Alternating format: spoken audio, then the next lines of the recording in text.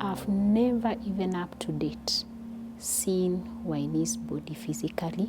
The intention was to ensure that there was no trace of this girl. Tonight, a young girl is brutally murdered in a prime of her life.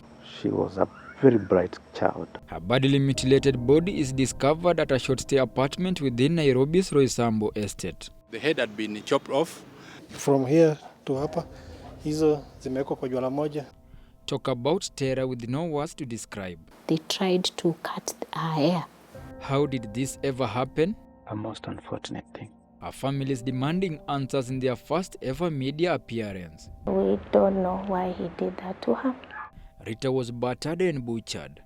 I cannot explain. Lakini ilikuwa unyama wa hali ya juu.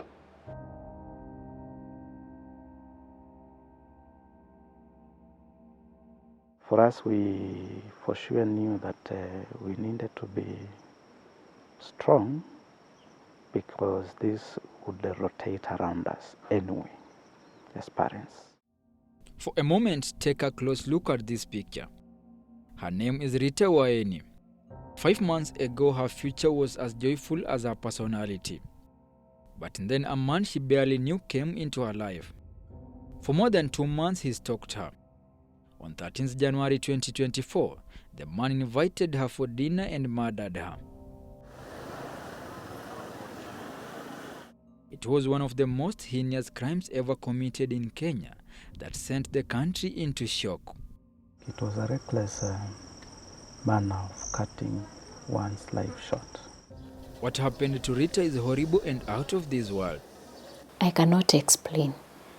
Lakini ilikuwa unyama wa hali ya juu.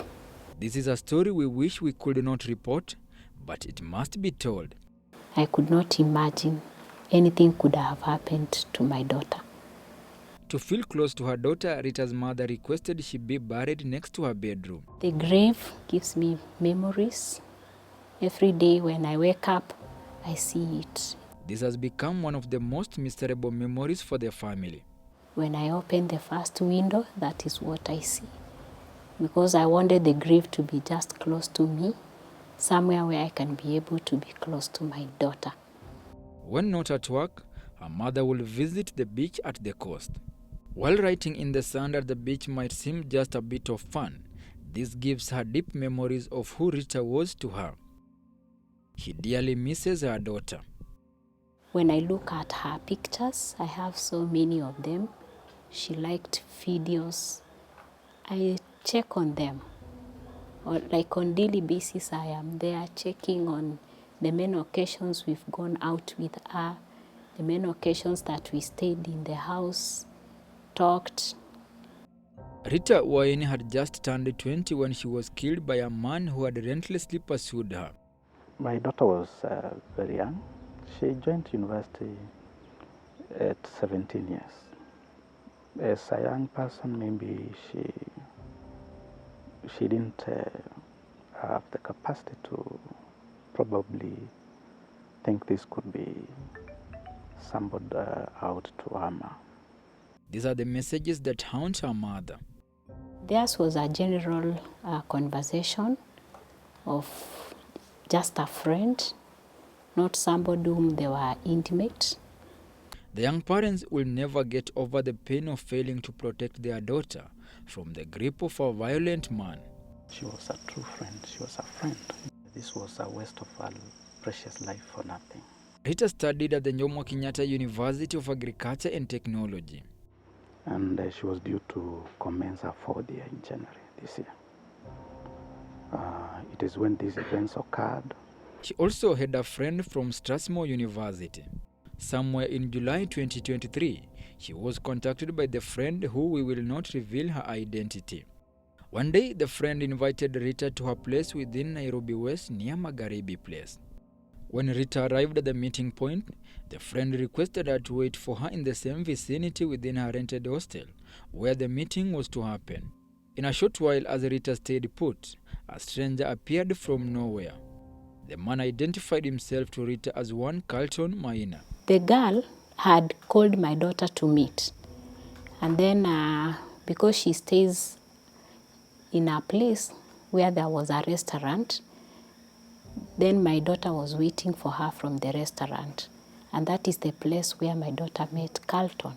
And it is between that period of waiting when this person came and approached the girl. The conversation was very brief. The girl with whom they had this contact, somewhat, for whatever reason, asked her to wait at some point. And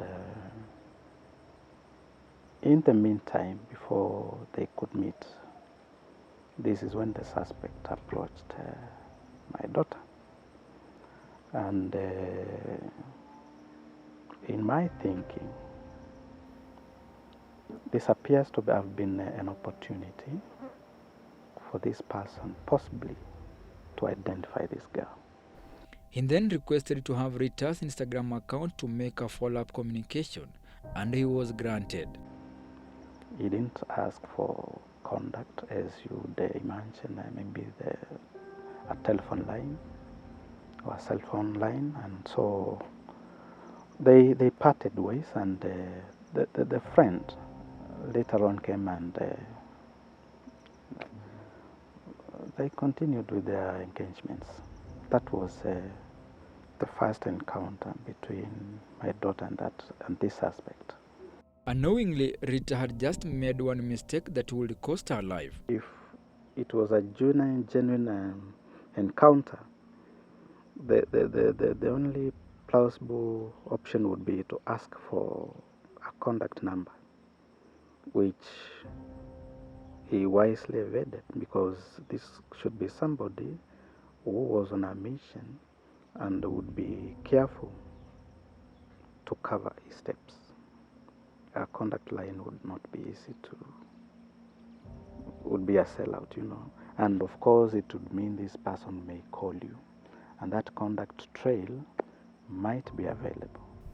This information is according to Rita's parents, as reported by the said Rita's friend. Once Waeni got into her house, that is the time Waeni told her that there was a person they had met downstairs and they had shared their IG accounts. The friend briefed Rita's mother about these developments 2 months later, after Rita's brutal murder and her burial. As part of her revelation, she said she was disturbed by freaking nightmares and hence the need to open up. In her plea, she requested to visit Rita's graveside. She was uncomfortable, was having nightmares and all that. She really mentioned that to Rita's mother, and that's why she needed to come and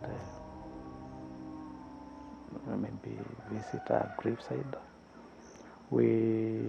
That never happened anyway. When we were almost having Waeni's birthday on the 28th of March, she wanted to visit the grave, something which shocked me, and that she also said that she had some nightmares about Waeni, and that is why she had to explain to me what she knew. We found it strange. The truth that she knew probably was hounding her. Rita's parents are however perplexed on why the stranger would ask for an Instagram account and not a mobile phone contact while meeting someone for the very first time. Every other communication from that point was through IG, and there was deliberate effort for the part of this suspect to conceal his identity. Do you also think Rita's friend, who she was visiting on the day she met the suspect in their first encounter, was used as a setup? I can't be sure of that, but it raises questions.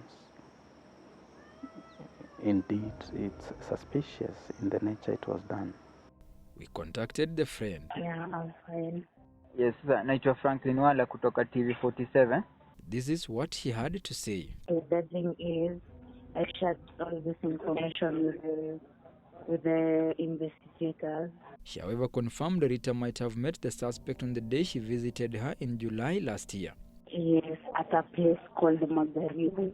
Oh, So this day, Yeah. Rita was coming to visit you as a normal friend. Yeah. On asking more about the meetup, she said investigators had all we wanted. On the other hand, investigators said she did not offer them much.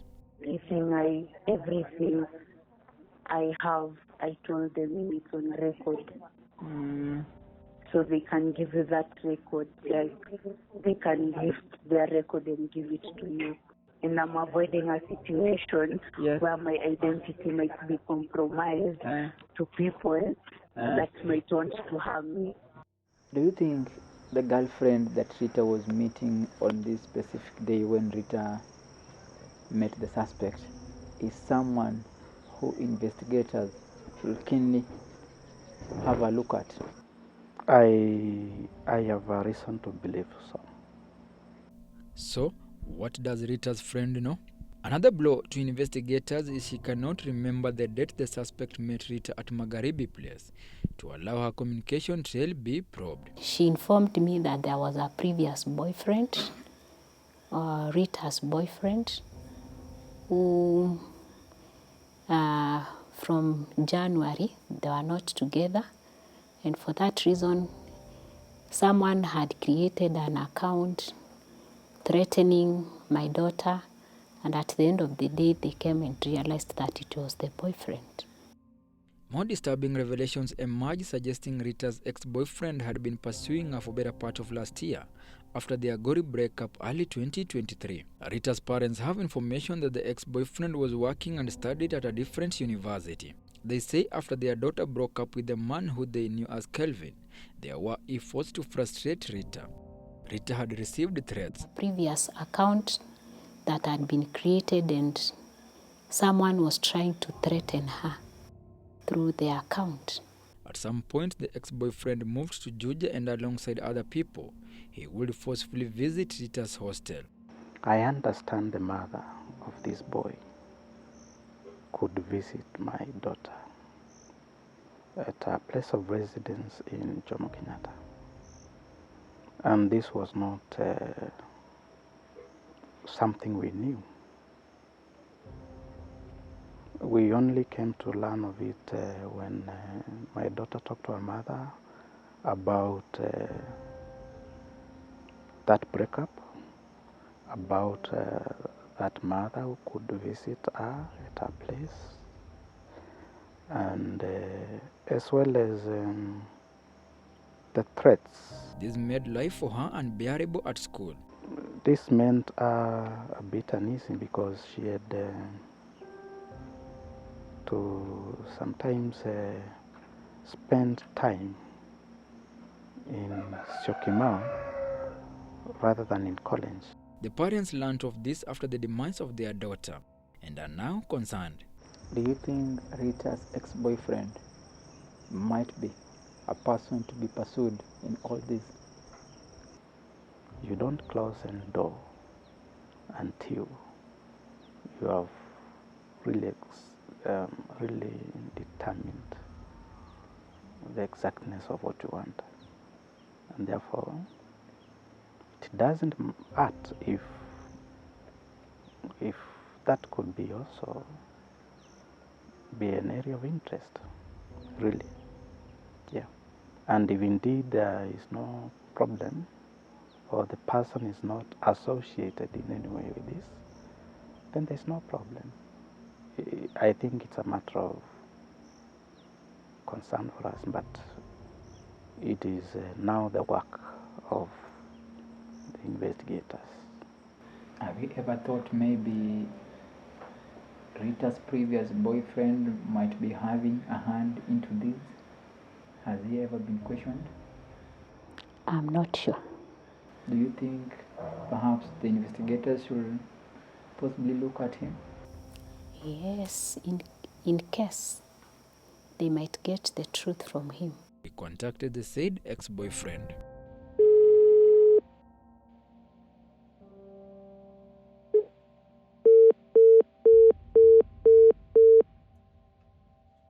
In our quest for answers, we also contacted Rita's close friends at JKUAT. They say whatever happened to Rita was horrible, and none of them would ever imagine going through the same. For this purpose, they declined giving us an interview. I don't have any information. All I knew, I gave to the mother, to the police who was talking to. I have nothing. As much as I'd like to help. As Much as I'd like to help. Yes. Sidhani kama niko comfortable Yeah. kupeana statement yenye tena to the public because I don't have any new information. I knew the roommate staff peke yake. I don't know anything else. Or you just knew as a roommate? Nothing else. You never met the guy, the suspect Carlton? No. I need to clear. We never talked about any guy she was seeing. Yes. Yes. Her friends were in the dark. I was also in the dark. She never mentioned like the previous boyfriend was pursuing her. I used to hear about Kevin. Yes. Me personally. Hujawahi sikia amekuja huko kumtembelea? No, na hadi kama amekuja sikumwona. On the type of a person Rita was? Rita was okay. She was just like any other person, any other girl, normal student, that's all. Yes, and number 3 fikia hapo tafadhali. This voice is of Rita's longtime friend. Because you know the story that some people are putting out there is that it was because of money, but it was more of like a normal case of someone being a victim, like falling victim into someone maybe you thought you could trust. The guy had been talking to her for some time, Yes. I think 2 months, so that so she had, and by how she's talked about him, it was more alcohol, and she felt safe around the person. Yeah, it wasn't that a stranger because of money. Those stories have been good and human people are talking about normal Judah girl. It was like just falling victim. So even you never knew about this guy, you didn't meet? I got to Samanga Juju, I'm talking to this guy, you know. Did she mention jamaa anafanya kazi wapi? But now that's the part she never really mentioned. Got to kazi your office or something like that. That's what he had told her. Yani, the details are so blurry that even pointing like how is it connected dots in any way. Her friends revealed Rita shared very little about the suspect, and she probably did not know he would one day harm her. She was a victim. I'm pretty sure she didn't expect fight on a normal night, normal day. Yeah, she was a victim. Playing. There is a request for investigators to keenly examine the mentioned Rita's ex-boyfriend and the source of any previous threats against her life. Another appeal is for investigators to thoroughly probe circumstances under which Rita met the said Carlton mine at Magharibi Place in Nairobi West. I thought there are professionals who can best handle these things. And even in my layman's point of view, obviously, this is a person of interest.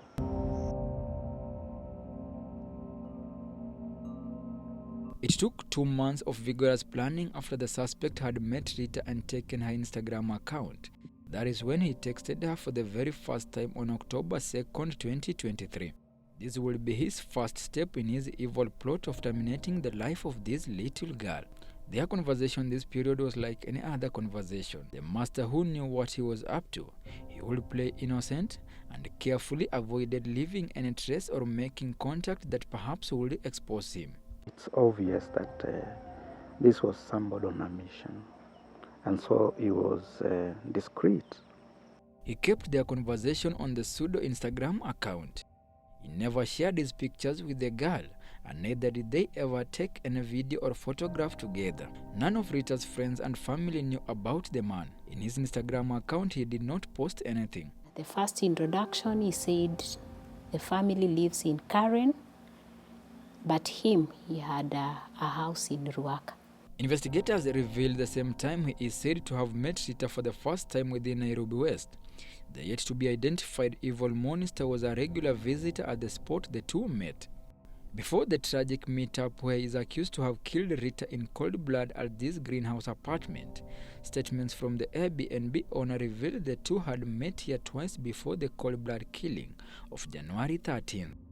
I was not aware if indeed she had any relationship with the suspect. Detailed analysis of events suggests the suspect visited this greenhouse Airbnb along TRM Drive on 7th and 13th of November 2023. During the same period, The suspect is said to have invited Rita for another meetup at the 4 West Junction along Kiambu Road. On this occasion, the girl arrived at 4 West Junction and waited for the man, but he was a no-show. As Rita got back home, a non-muggers riding on a motorcycle snatched her mobile phone. The phone has never been traced. Rita got home and accessed her Instagram account using another mobile phone at their home. She contacted him through Instagram and informed him of the unfortunate news. From the conversation, they had met twice. And then the third time was this time when the man never turned up. Then the fourth time was the fateful night. He told the girl her parents would buy her another mobile phone. Waeni was using a home's phone where she had logged in her IG.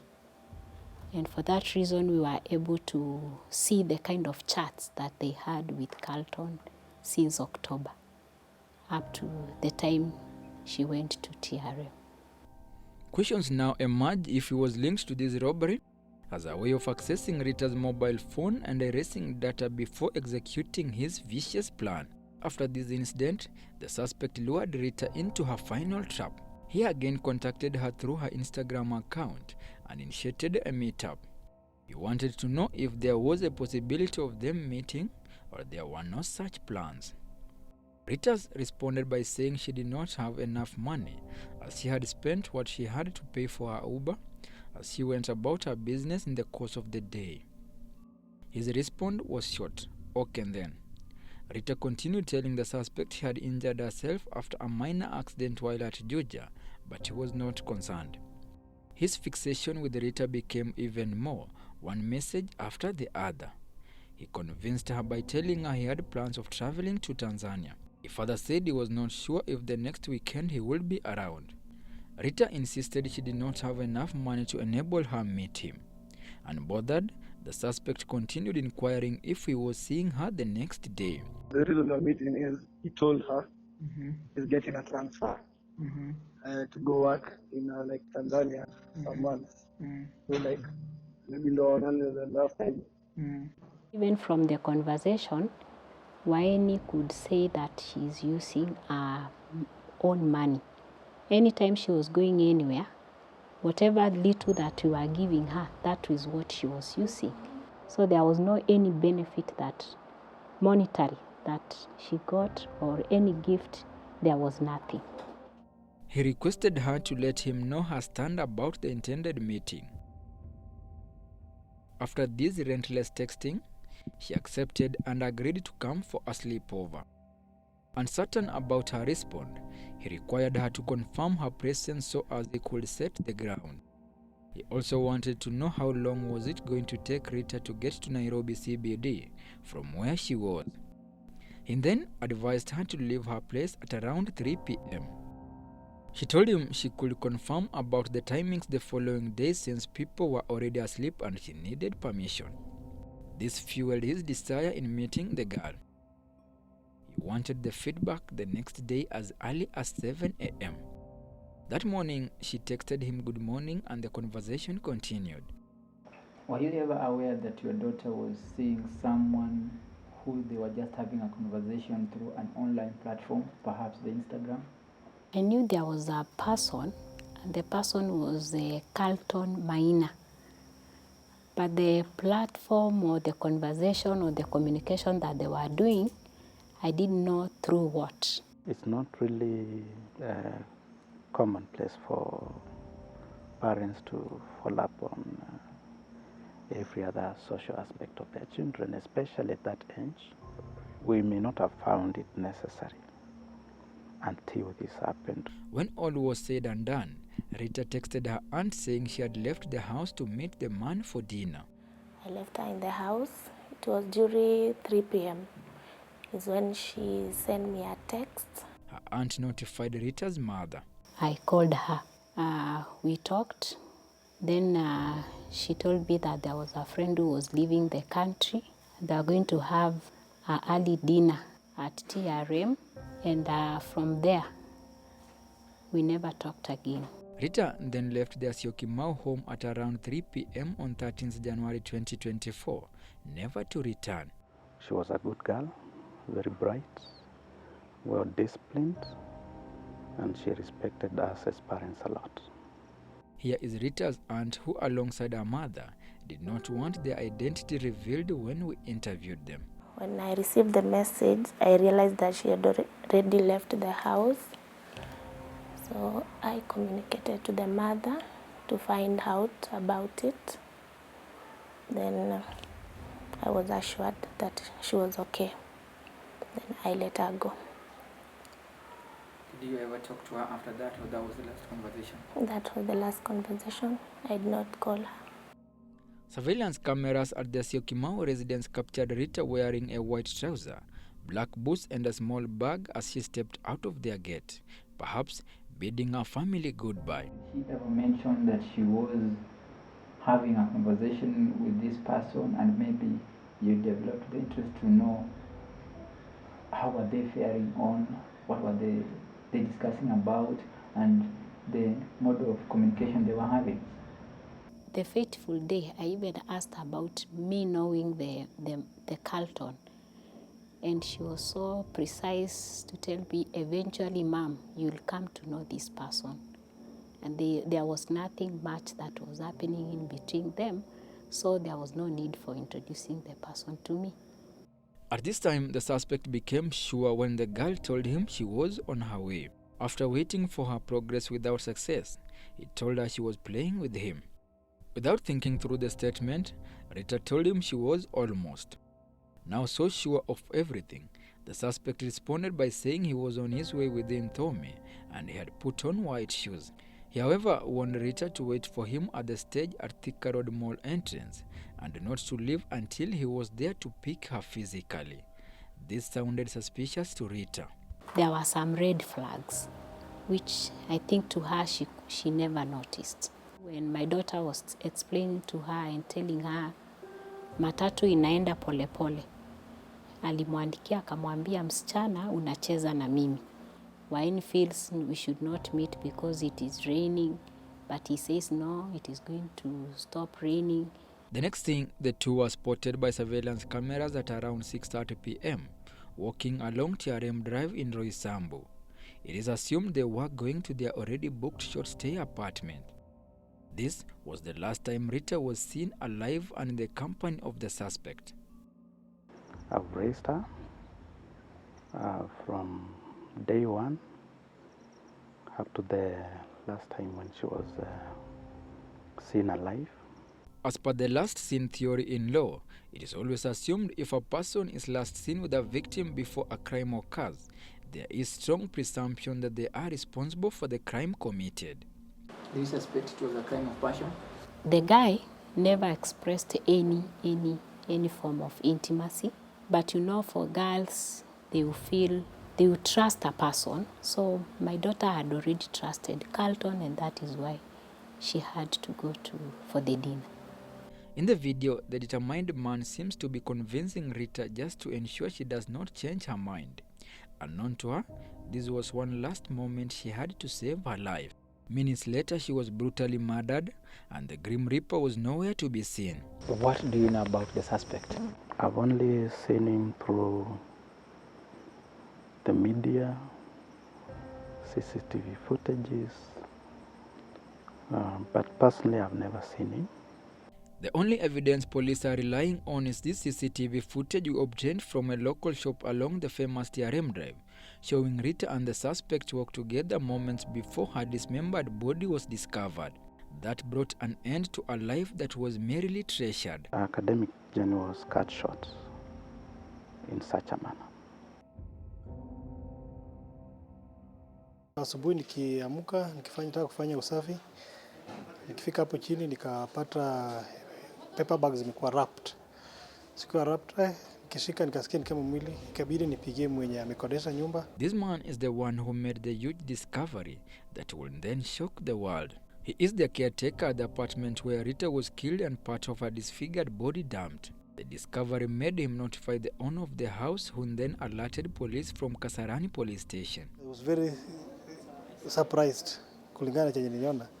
Nikibeba nikamwona kama damu, nikampigia kuje, nika confirm, kapata ni kama ilikuwa kwake.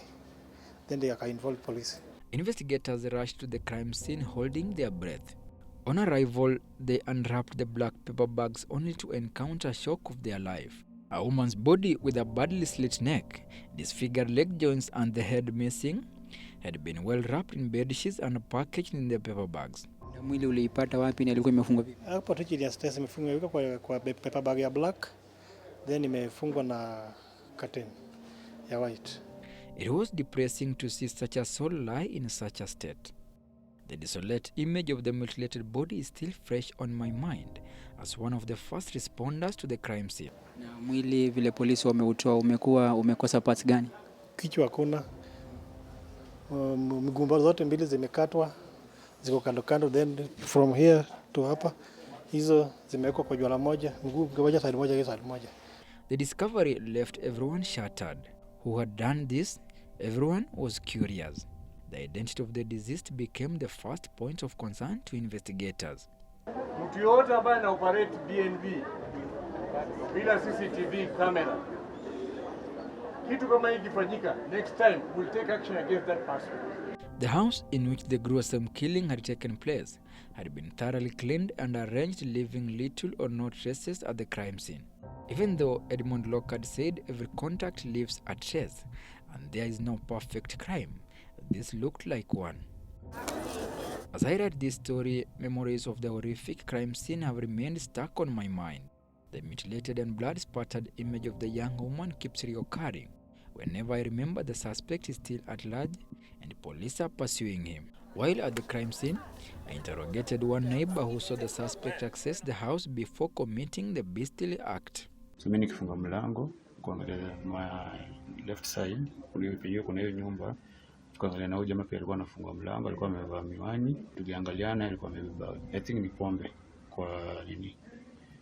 kwa bahasha. Ni vile nilimwona mimi nikiteremka. Ni mtu unaweza kumbuka ukimwona? Mtu nikimwona hivi sura naweza muona, alikuwa kijana, alikuwa mkubwa, si mrefu sana, si mdark, chocolate kiasi. Na msichana ulimuona kweli? Sikumuona. The deceased body was collected and taken to the city mortuary and booked as that of an unknown person. The owner of the Airbnb will be arrested as part of the probe. She revealed she was contacted by the suspect using this Airtel line 0101 053854. Our investigations reveal indeed the suspect was in contact with the Airbnb owner on Saturday at around 3 p.m. The phone signal was traced to Ruaka before he made the call. In her statement, she said she was contacted by the suspect who was in search of accommodation in a short-stay apartment and she offered her services. She directed him to pick keys for the house from this main supermarket. Just at 4:16 p.m., the schemer who knew what he was doing also attempted to hide his identity from the lens of the CCTV cameras mounted at the shop. As per the CCTV footage, the suspect is seen walking into the shop presumably while having a phone conversation with the Airbnb owner. He quickly hands over the phone to the shop attendant as he avoids eye contact. At this time, we are told he made cash payments and was allowed to use the house. As per the CCTV footage, the suspect is seen carrying a bag. Investigators believe he was carrying a hacksaw in the bag. This is believed to have been the weapon he used to dismember the victim's body. He was somebody who was keen to hide his identity. And why would this happen? And this was even further seen in the manner in which the scene of crime was handled. That was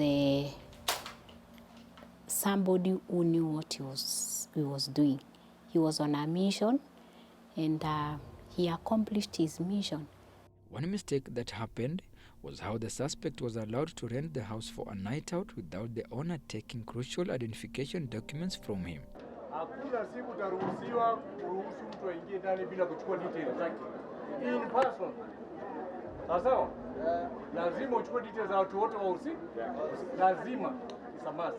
Police arrested the Airbnb owner for the mishap, but she was later set free by the courts. Other suspects were also set free for lack of evidence linking them to the murder. From here, the suspect is believed to have proceeded to this house where he had all the time to set the ground as earlier communicated through his text messages. Half an hour past 6 p.m., he proceeded to TRM to pick Rita. On the night the two met, Rita blissfully recorded this small video unaware of the carnage that awaited her. Another costly mistake is how she failed to capture her to-be killer as she did this recording. In no time, the suspect is said to have violently attacked Rita and strangled her a few minutes before midnight. An autopsy report revealed Rita was strangled before her body was disfigured and her head chopped. The head had been chopped off on the neck at the level of C5 vertebra. There were bruising on the scalp, which to me looked like caused by a blunt object. And then upon looking at the neck structures, we also saw some fractures of bones, which are usually very important in homicide.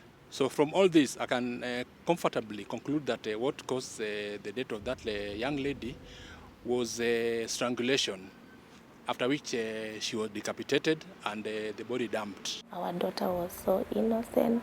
She was a good girl. So we don't know why he did that to her.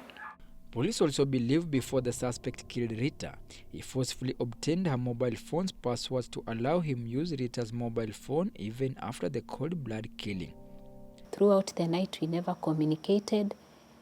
At 5:30 a.m., that is the time I received a message. The person who sent the message indicated that they were in custody of my daughter. The suspect used Rita's mobile phone to text her parent through her Airtel line seeking a ransom of 500,000 shillings. I believe she could have been not alive at the time.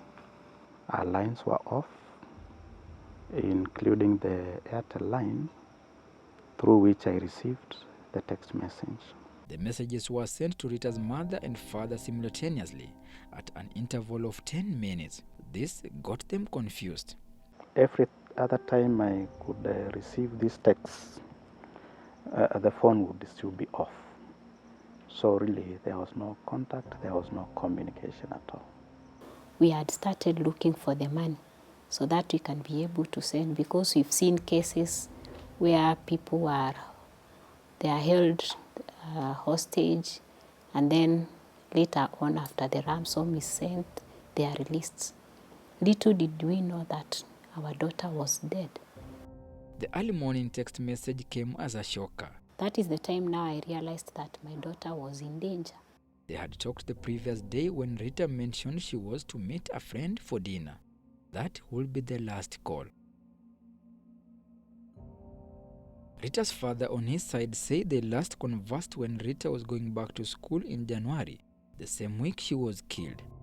He drove her to Machakos town and wished her well as she embarked on her first semester of her 4-year course. She called me the following day and indicated that in a day or so she would be visiting Juja, seeking a place to stay for the semester. And I think,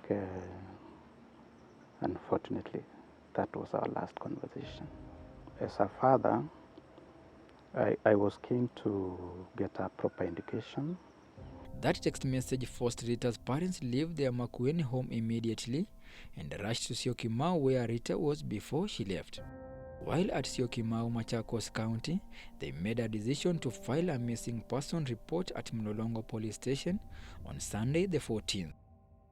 At around 3 p.m. the same day, a person who was using Rita's Airtel line texted them. They also sent another message warning us about the 13 remaining hours so that we can be able to send the money.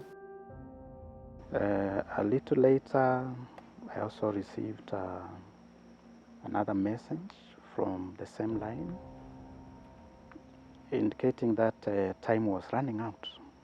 This was crucial for investigators. Police trailed the mobile phone signal to this building along River Road in Nairobi CBD. At around 10-11 at night, we were at the city center. They were attempting to see if they could locate that phone. Unfortunately, after a futile search of about 2-3 hours, we didn't succeed, and so the police left, and we left for home. As investigations hit up, clues became more baffling. News started reaching them of what had happened at Roysambu along TRM Drive in one of the short-stay apartments. Officers from Kasarani police station contacted the family and shared crucial details about an unfortunate incident that had happened within their jurisdiction. They started calling us from Kasarani, asking us about the boots that she had worn, the kind of hairstyle that she had. We started connecting that could be Waeni, because they tried to cut her hair. Monday morning, Rita's parents were so sure their daughter didn't stand a chance. We had already known that our daughter had gone to TRM, where she was, and we suspected that she was the girl that they were talking about in the news. So Monday by 10, so we could not send the money because we had already known that she was not there. They went straight to the city mortuary to confirm their worst fears. They stumbled on a mutilated human body that was kept in one of the shelves at the city morgue. It was cold and in a sorry state. Unfortunately, I identified that this could be our child. From our clothing and another possible identification we could do. I could not believe that it was her. I don't know. I cannot explain. Lakini ilikuwa unyama wa hali ya juu. It was devastating. It was heart-wrenching and most uncomfortable. It wasn't good at all. Drastically and in a tragic way, investigations will quickly take a sharp twist and change from a missing person to a homicide investigation. We had to contend with that harsh reality. Now this matter moved from Mulolongo police station, of course, because this event took place within Kasarani. Investigators at Kasarani police station were now pursuing all crucial leads to apprehend people behind this. Despite the gravity of this matter, we needed to arrange a burial for our child once we had all the body intact. Police also focused on tracing Rita's head. Of immediate concern was if this body part could be found and reunited with the rest of the body. Monday at 6 p.m., even after the unfortunate development, a person who was in possession of Rita's mobile phone was still nagging her family. Even after we had identified the body from city mortuary, the suspects were still sending us messages. And so we expected the action to have been taken, which wasn't. I responded maybe asking if we could have a contact through which we could discuss this ransom. So another message comes 6 p.m. in the evening, Monday, that we are supposed to send through Waeni's Safaricom number, the money. Do you think the investigators failed you?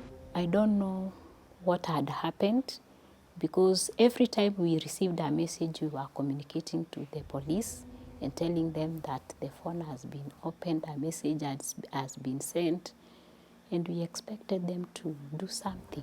I believed that the police had the capacity to trace the phone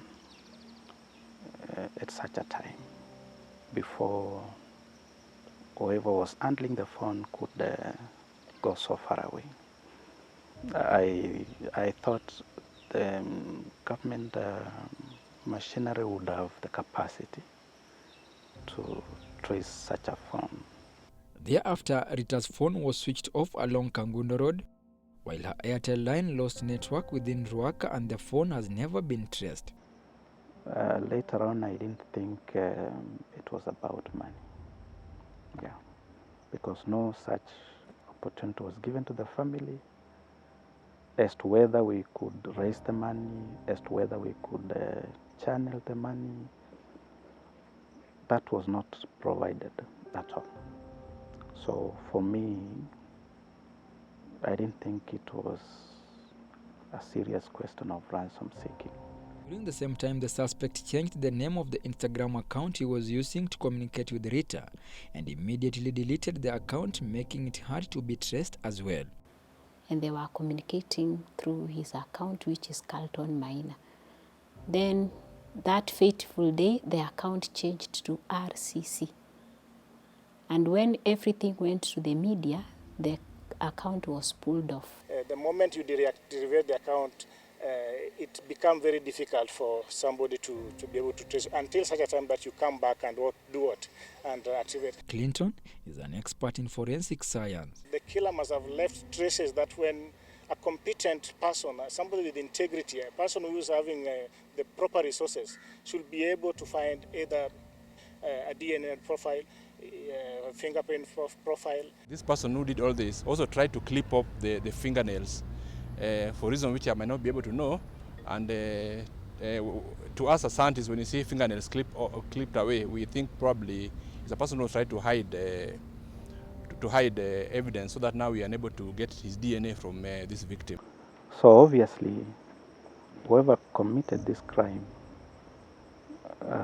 was keen to ensure that he is not caught. But now, it is now the work of those in that field to unravel such crimes. A crime cannot be said, it's complicated for those who are professionals supposed to handle that. It can only be complicated for laymen. But what was the motive? So, whatever the motive, it beats logic, and it was a most unfortunate thing because it had no basis. And I will pray one day, one time, he's gotten and you'll explain to us about the motive. Because he was a guy who was on a mission and he accomplished his own mission. Why is it that up to now they have not been able to resolve that particular crime? It's a difficult question. It is also a question I should ask. Investigators have failed to answer this important question because they do not have a suspect in custody. However, they say they are following crucial leads into this matter with assistance from forensic experts at the DCI laboratory. Does it mean that such type of killings can happen in our country and the police are not able to solve it? In one meeting with a director at the DCI actually, he told me that they have the resources and the expertise to handle such matters.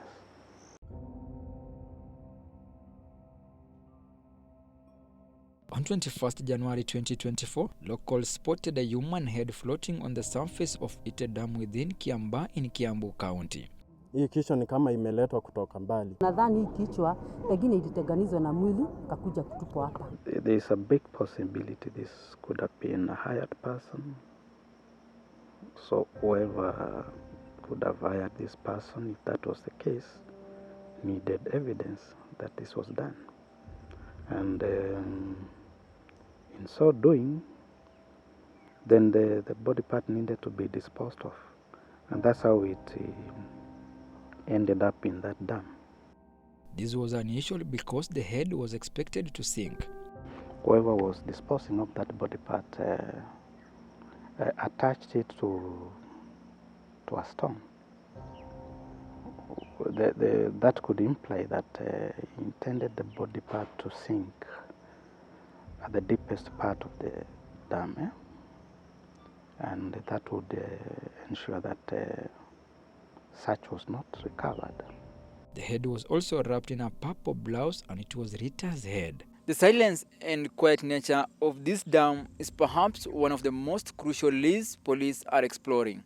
Unfortunately, without a word, the waters will forever flow with the memories of who killed Rita Waeni. At the time of her death, Rita was a fourth-year student at GOtv and an alumni of Loreto National School.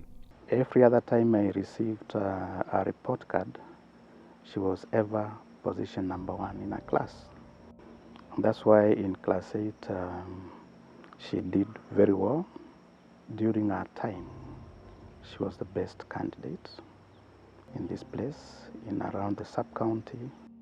During an autopsy exercise on Rita's body, government pathologist Dr. Johansson Odor said he had never encountered such a horrific killing in his practice. There was disarticulation of the body at the neck, and the head was missing. There was also disarticulation of the body at both legs, whereby someone cut the femur, head of femur, clean, so that now the legs were apart from the trunk. It looked like he knew what to do, because when you look at the skin looked like it was cut with a sharp object. But when you look at the bone, it was sawed off with what looked like a hacksaw. This is the first time I've come across such an incident. I've never, in my forensic life, I've never come across such incidents around. It is by God that they were not able to dispose of the body as I think they had planned. I think for us, if they had succeeded, possibly we would still be thinking of a missing child. I cannot explain, lakini ilikuwa unyama wa hali ya juu. In such a tragic and horrid encounter, the family says they have undergone the most traumatizing agony. Kama kuna kitu kinaitwa unyama, then that can be defined as that. People who are trying to do things that are made for animals, not human beings. We have had a difficult time. We have never come into terms, but we are hoping time will heal us.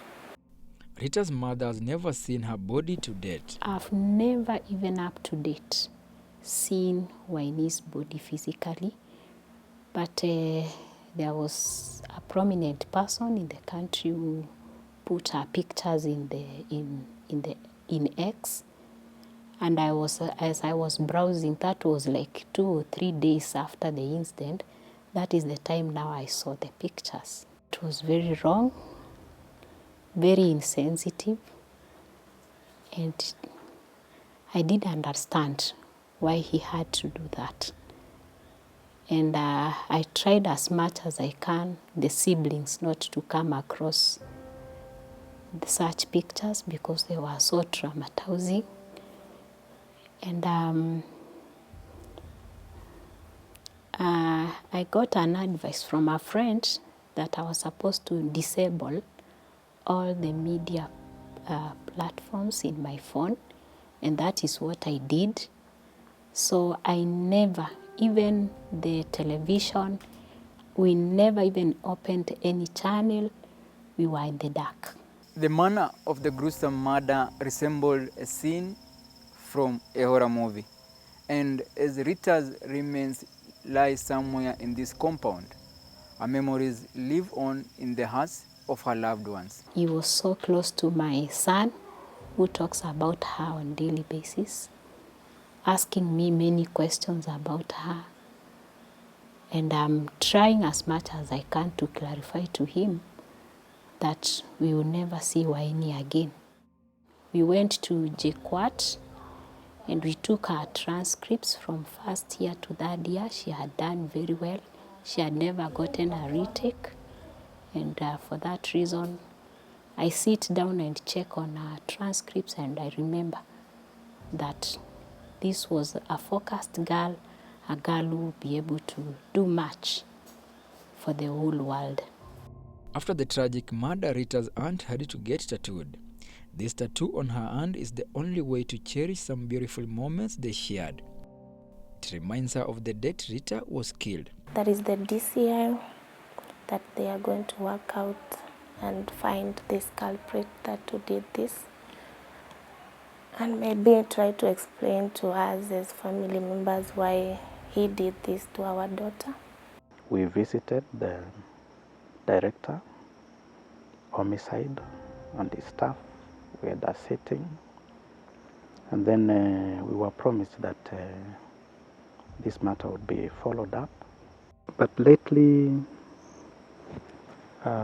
information isn't forthcoming. Still questioning yourself, will I ever get justice? Because 4 months, it's a long time. As a family, we are just waiting. The pain of raising and educating his firstborn child whose life was terminated in the most unimaginable way is huge for him to endure. Before I even mention my president, I would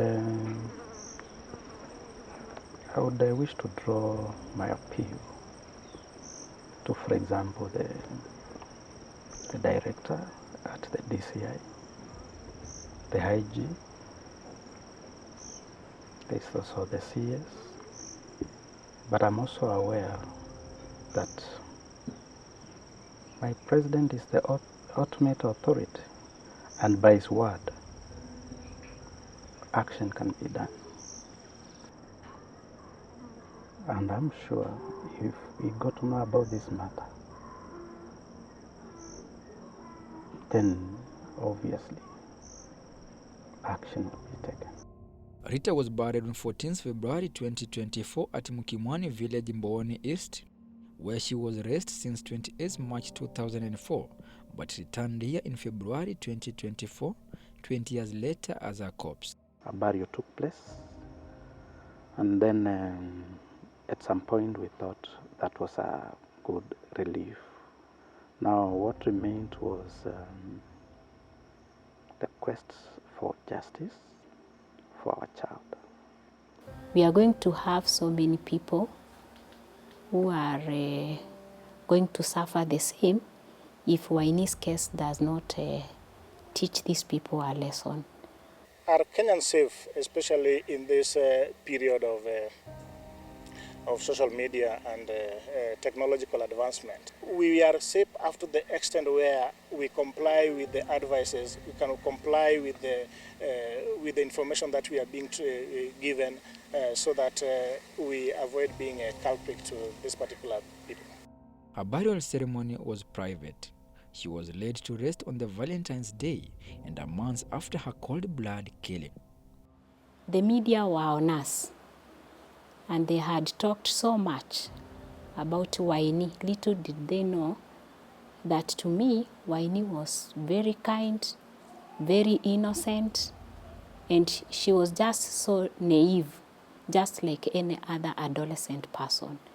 There is hope one day we will all know what really transpired on 13th January 2024 at this short-stay apartment where a precious life was molested and killed in a gruesome manner never witnessed in the country before. This case is still under investigation awaiting the arrest of this suspect. Franklin Wala for the Crimes Untold.